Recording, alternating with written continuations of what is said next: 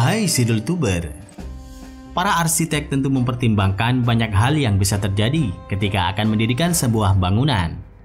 Berbagai pertimbangan tersebut tentu saja terdiri dari berbagai unsur, misalnya alam dan manusia.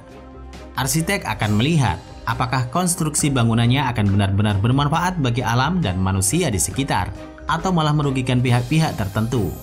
Hal ini menyebabkan seorang arsitek harus benar-benar teliti ketika akan merancang desain sebuah bangunan. Tapi namanya juga manusia, beberapa bangunan ini justru mengalami kesalahan fatal. Penasaran? Mari tonton terus video ini sampai habis. Dan jangan lupa tekan tombol like jika suka, tekan tombol subscribe jika belum, dan hidupkan lonceng notifikasinya. Terima kasih dan selamat menyimak.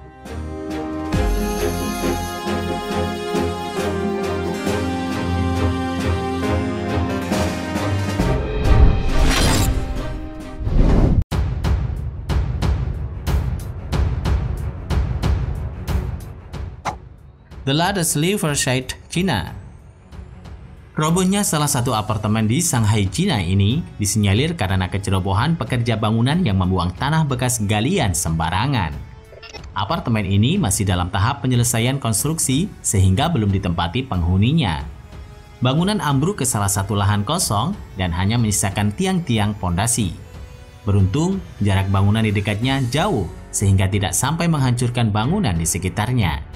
Diduga, ketika membangun area parkir di bawah gedung, para pekerja justru membuang tanah bekas galiannya ke dekat areal pembuangan sampah. Akibat penumpukan yang terjadi, tepian dinding sungai di dekatnya menjadi runtuh dan menyebabkan air sungai meresap ke bagian basement. Benar saja, basement tersebut jadi kebanjiran dan menyebabkan pondasi menjadi runtuh.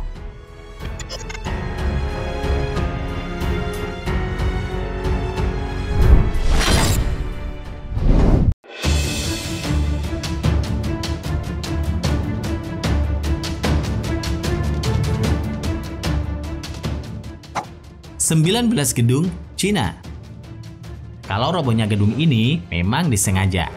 Pemerintah Cina menunjukkan metode luar biasa untuk merobohkan 19 gedung di Wuhan dan hanya membutuhkan waktu 10 detik saja. Gedung-gedung itu bisa hancur serentak akibat diledakkan oleh 5 ton hulu ledak. Teknik ledakan ini digunakan untuk meratakan kompleks tersebut. Kompleks ini kedepannya akan dibangun menjadi kawasan sebuah gedung pencakar langit baru.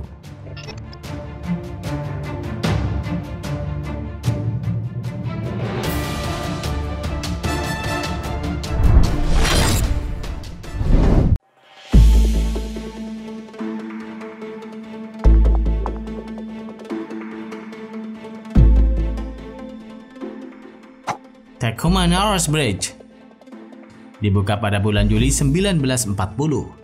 Jembatan ini termasuk jenis jembatan gantung dengan gelegar utama sepanjang 280 feet sama dengan 854 meter.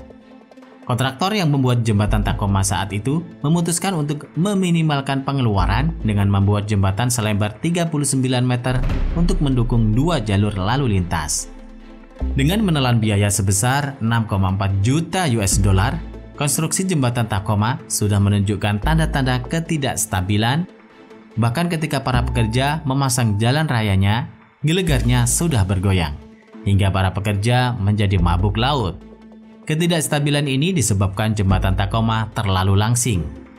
Selama 6 bulan setelah diresmikan, jembatan Tacoma masih dipakai untuk kegiatan, walaupun jembatan itu bergoyang-goyang. Dikarenakan menyeberang dengan melewati jembatan Tacoma lebih cepat dibandingkan dengan menggunakan sarana kapal feri. Pada pukul 11.00, patahan yang sesungguhnya terjadi. Sepanjang 600 feet dari gelegar utama di dekat titik perempatan sebelah barat terlepas dari gantungannya dan runtuh ke dalam air. Mengerikan sekali ya.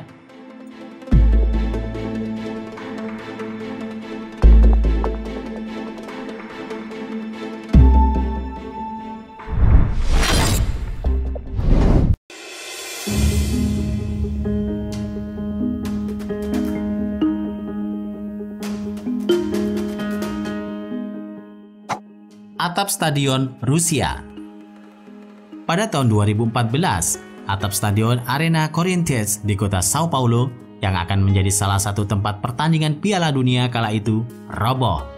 Sejumlah pengamat dan media lokal di Brasil memprediksi bahwa kejadian itu akibat kondisi tanah yang rapuh dan hujan deras saat proses rekonstruksi.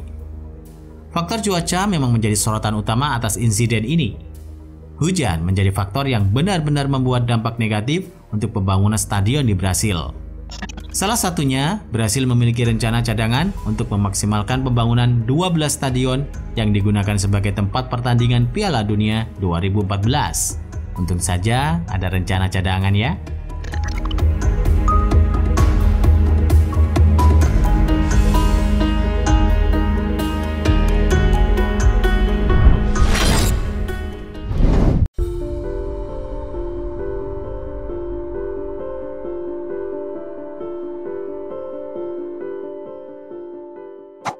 Apartemen Ronan Point, Inggris.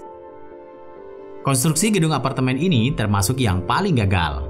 Bagaimana tidak, setelah terjadi insiden ledakan, seluruh bangunan 22 lantai ini roboh.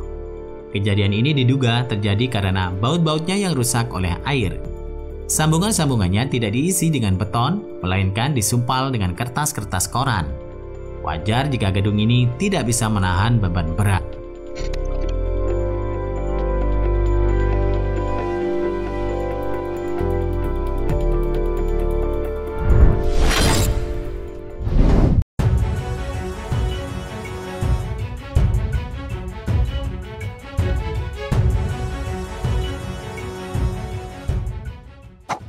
Bendungan Malplaisant, Prancis. Bendungan Malplaisant jebol pada 2 Desember 1959 setelah tidak kuat menampung debit air akibat hujan yang terus mengguyur selama 1 pekan sebelum kejadian. Frejus adalah kota yang dibangun oleh Kekaisaran Roma di bawah pemerintahan Julius Caesar. Kota tersebut terletak di dekat pantai selatan Prancis atau yang biasa dikenal French Riviera. Selama bertahun-tahun, pusat kota bergerak beberapa mil ke darat dekat Sungai Rairan. Sungai tersebut mengalir melalui sebuah jurang sempit dari kota. Akhirnya pemerintah setempat memutuskan untuk membangun sebuah bendungan pada dekade 1950 demi mengendalikan aliran air dari Sungai Rairan. Tapi pada pekan akhir November 1959, ketika wilayah selatan Prancis diguyur hujan terus-menerus, akhirnya bebatuan di bawah bendungan Malplaisant akhirnya jebol karena tidak kuat menahan berat dan tekanan air. Seluruh bendungan langsung runtuh dan air mengalir dengan kecepatan tinggi dan kekuatan yang besar melalui jurang sempit tersebut. Mengerikan sekali ya.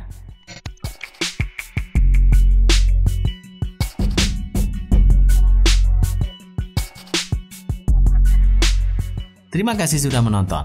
Jangan lupa share dan sampai jumpa di video berikutnya.